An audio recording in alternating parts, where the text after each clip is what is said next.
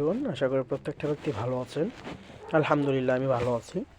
তো আজকে মূলত ভিডিওটা নিয়ে আসার উদ্দেশ্য হচ্ছে যে মূলত আমরা কী করে এখানে একটা বিটগেট ওয়ালেট একটা অ্যাকাউন্ট করবো বিটগেট ওয়ালেটে, সেটা সম্পূর্ণ আজকে এখানে দেখানো হবে ভিডিওতে। হ্যাঁ, তো আমরা এই বিটগেট ওয়ালেটে আমরা এখানে একটা অ্যাকাউন্ট অ্যাক্টিভ করতে গেলে, এই যে বিটগেট ওয়ালেট যে একটা আছে এই ওয়ালেটে আমরা অ্যাকাউন্ট অ্যাক্টিভ করতে গেলে সেক্ষেত্রে আমরা এটা কোথায় পাবো? এই বিটগেট ওয়ালেটটা এটা আমরা প্লে স্টোরে পেয়ে যাবো। প্লে স্টোর থেকে আমরা এটা ডাউনলোড দেবো। তো আমরা প্লে স্টোরে ফার্স্ট অফ অল চলে যাবো। প্লে স্টোরে যাওয়ার পর এখানে যে আমরা চার্জ দিলেই আমরা এখানে বিটগেট ওয়ালেট লিখে এখানে চার্জ দিলেই আমরা এটা পেয়ে যাবো। যে দেখেন আমি লিখে চার্জ দিলাম, এখানে অলরেডি চলে আসছে, দেখতে পাচ্ছেন।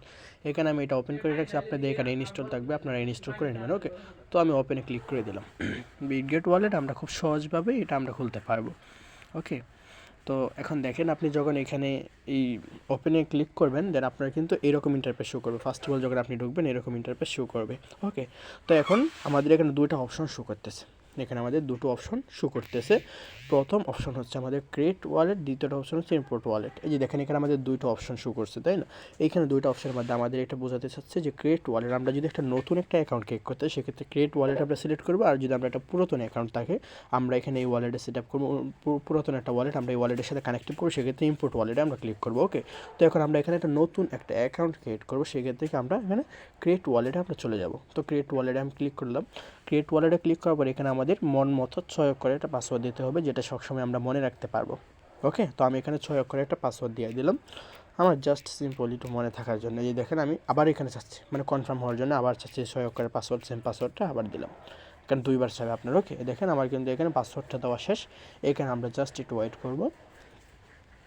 হ্যাঁ, এই যে দেখেন আমাদের কিন্তু বিটগেট ওয়ালেটটা আমার অলরেডি খোলা হয়ে গেছে, বুঝতে পারছেন? বিটগেট ওয়ালেট খোলা কি একদম ইজিলি সহজ, বুঝতে পারছেন? ওকে এভরিওয়ান, তো আমরা কি খুব সহজে কি আমরা বিটগেট ওয়ালেট আমরা একটা অ্যাকাউন্ট অ্যাক্টিভ করে নিতে পারবো। অ্যাকাউন্ট কি আমরা খুব সহজেই কি বিটগেট ওয়ালেটে আমরা একটা অ্যাকাউন্ট করে নিতে পারবো।